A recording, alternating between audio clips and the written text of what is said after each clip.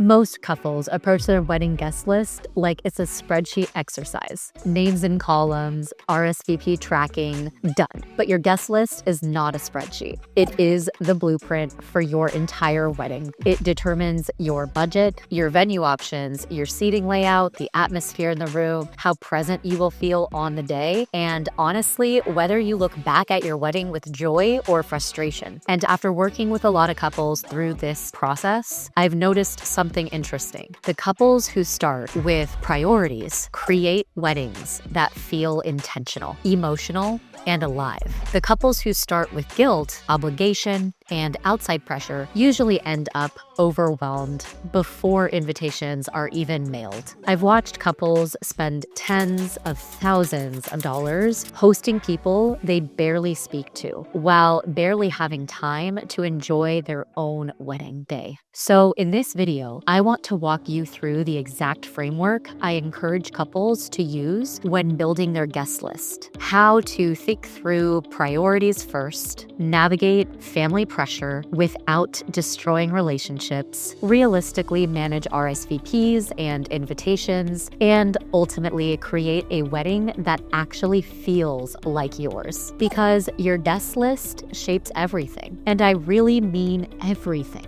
The first thing most couples do after getting engaged is open a spreadsheet and start writing names, and immediately the list starts growing faster than expected. Coworkers, second cousins, parents, friends, college friends you haven't seen since graduation, that one family friend who somehow attends every wedding in existence. And suddenly you're at 180 people before you've even asked yourselves a very important question. Who do we actually want in the room? I once worked with a couple whose original vision was a relatively intimate wedding, but once family expectations entered the picture, the guest list exploded. By the wedding day, the bride barely recognized half the room. And I remember her saying afterward, "I feel like I spent my entire wedding greeting people instead of experiencing it." That stuck with me because obligation invites don't just take up seats, they take up your attention. Every additional guest is another conversation, another table stop, another obligation, another portion of your energy. And listen, I understand this is nuanced, especially in cultures where weddings are deeply family-centered, especially when parents are contributing financially, especially when weddings represent more than just the couple. This is not me saying only invite 20 people and ignore your family. Not at all. But I am saying you need to ask yourselves honestly, are we inviting this person because they meaningfully belong in this chapter of our lives, or because we're afraid of disappointing someone else? Those are two very different reasons, and financially, the impact is real. Most couples dramatically underestimate what one additional guest actually costs. It's not just one extra plate of food. It's catering, bar service, rentals, staffing, tables, linens, flatware, invitations, favors, transportation, sometimes even venue upgrades. Depending on your market and service style, one additional guest can easily cost between $150 and $300 plus, which means 30 obligation invites could realistically represent $5,000 to $10,000 of your budget. That's not insignificant. That could be your dream photographer, live music upgraded,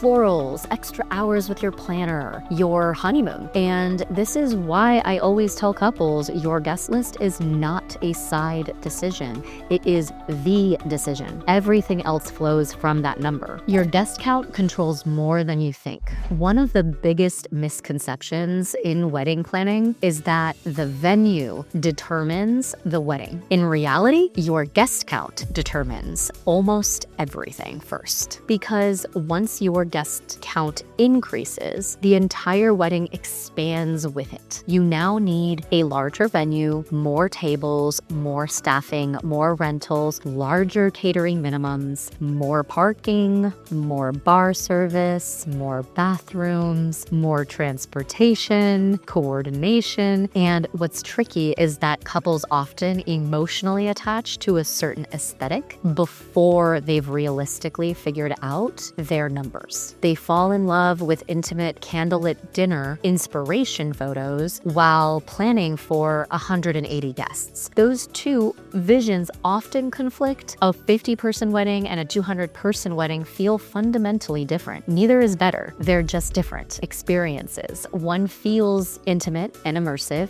The other feels energetic and expansive. The issue happens when couples accidentally build a large wedding while emotionally craving a small one. And by the time they realize it, contracts are signed and the budget feels out of control. This is why I always encourage couples to stop asking, how do we cut costs? And instead ask, what kind of experience are we actually trying to create? Because sometimes the answer is not cheaper flowers. Sometimes the answer is 25 fewer guests. And I know that's uncomfortable, but it's also often the most impactful decision you can make. Start with priorities, not names. Before you write a single name down, I want you and your partner to answer 3 questions together, not separately, together. Question number 1, what do we want this wedding to feel like? Not look like, feel like. Do you want intimate, emotional, energetic, elegant, relaxed, highly social, deeply family-oriented? Because your guest count directly affects atmosphere. Question number 2, what is our actual guest count ceiling? And I mean the real ceiling, not the fantasy number, not the hopefully people decline number. The number your venue, budget, and priorities can realistically support without compromising the experience. Write it down and then protect it. Question number 3, who are the people whose absence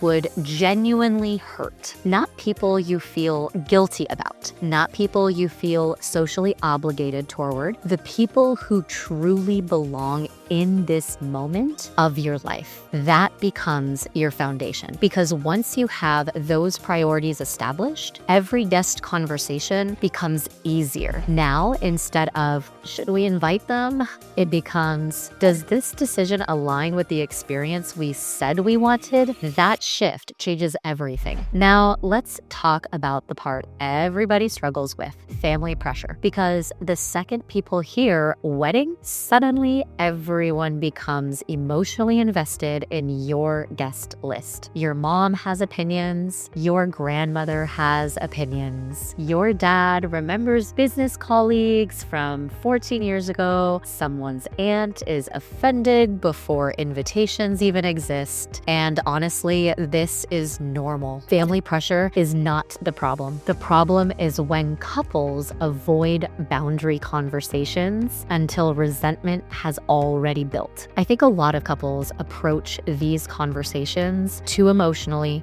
or too defensively. Instead, approach them collaboratively. For example, Mom, I know these relationships matter to you, and I understand why this feels important, but we've established a guest count ceiling based on our budget and venue capacity, and we're trying really hard to protect the experience we envisioned. That sounds very different than, we are not inviting your friends. One creates defensiveness, the other creates understanding. And listen, sometimes compromise is appropriate. Sometimes parents get a small guest allocation. Sometimes additional financial contribution changes capacity. Sometimes cultural expectations genuinely matter. But what I don't want is for couples to quietly surrender their entire vision because they're afraid of uncomfortable conversations. Because those conversations do not disappear later. They simply turn into resentment. And something else I really want couples to hear, your wedding does not need to justify its size. Some couples genuinely want 250 guests. That's beautiful. Some couples genuinely want 45 guests. Also beautiful. A smaller wedding is not less important. A larger wedding is not more meaningful. The goal is alignment. That is it. The tier system. One of the best practical systems you can use is building your guest list in tiers, because trying to decide everyone simultaneously becomes emotionally exhausting very quickly. Here's the structure I recommend. Tier 1, the non-negotiables: immediate family, closest friends, the people whose presence would fundamentally shape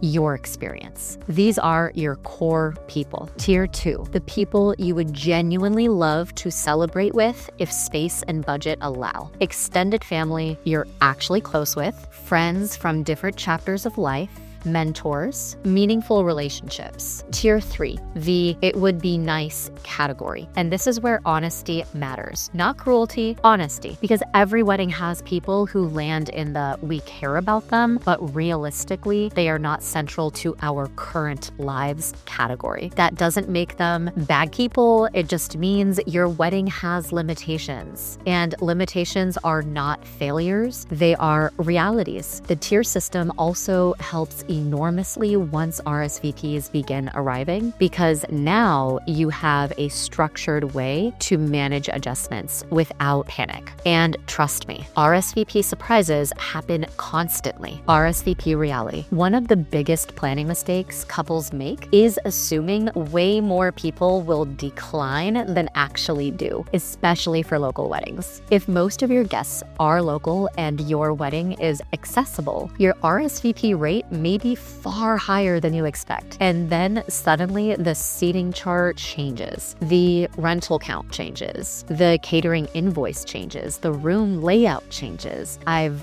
literally watched couples panic 2 weeks before the wedding because their RSVP rate exceeded expectations by 20 people. And at that stage, every adjustment becomes expensive. So here's my general advice. If your venue comfortably holds 100 guests, do not invite 140 hoping 40 decline. That is an extremely risky strategy. Build a buffer. And for destination weddings, the math changes entirely. Destination weddings tend to self-select for highly committed guests. The people willing to book flights and hotels are often the people most determined to attend. So don't automatically assume low attendance just because travel is involved. And please, please do not wait until the last minute to track RSVPs properly. Use a spreadsheet, use a planning platform, use a wedding website. I do not care which system you use, but have a system, because chasing RSVPs manually while simultaneously finalizing vendor counts is how couples end up emotionally spiraling 6 weeks before the wedding day. Invitations and etiquette. Now, let's talk invitation logistics, because invitations seem simple until they absolutely are not. Save the dates should generally go out 6 to 8 months before the wedding. Earlier for destination weddings. Formal invitations usually go out around 3 to 4 months before the wedding, and your RSVP deadline should not be 2 weeks before the wedding. That is chaos. You need buffer time. Your caterer, rental company, seating chart, escort cards, meal counts, and floor plan all depend on finalized numbers. So set your RSVP deadline at least 4 to 6 weeks before the wedding, and then hold the line. Also, +1s are where confusion begins. If someone gets a +1, address it clearly. Do not leave ambiguity and then get frustrated when guests make assumptions. And if you are having an adults-only wedding, communicate that kindly, clearly, and consistently. The issue is usually not the boundary itself. The issue is unclear communication. And one more thing, make responding easy. Digital RSVPs are completely acceptable now, especially for modern weddings. If you are doing paper RSVPs, pre-stamp them. Reduce friction wherever possible, because people are busy and surprisingly terrible at responding to invitations. Honestly, half of wedding planning is is just professionally following up with adults. What you'll actually remember. At the end of the day, this conversation is not really about spreadsheets or etiquette. It's about protecting your experience. Years from now, you are probably not going to remember whether your mom's coworker attended your wedding day. You are going to remember whether you felt present, whether the moment, whether the room felt full of love, whether you had time to actually sit beside your partner, whether you spent the night celebrating or managing people. I've seen weddings with 40 guests feel electric. I've seen weddings with 250 guests feel deeply meaningful. The magic is not in the size, it's in the intentionality. The couples who look back most joyfully on their weddings are usually not the couples who pleased everyone. They're the couples who protected what mattered most to them. And yes, someone may be disappointed. Someone may not understand your choices. Someone may absolutely have opinions, but trying to avoid every uncomfortable conversation often creates a wedding experience that no longer feels like your own. Your wedding is not a performance. It is not an obligation audit. It is not where unresolved family guilt should be financially expressed. It is a celebration of your relationship and the people who genuinely belong in this chapter of your lives. Protect that, because when the day is over, the thing you will value most is not how many people attended. It's how deeply connected you felt to the people who did.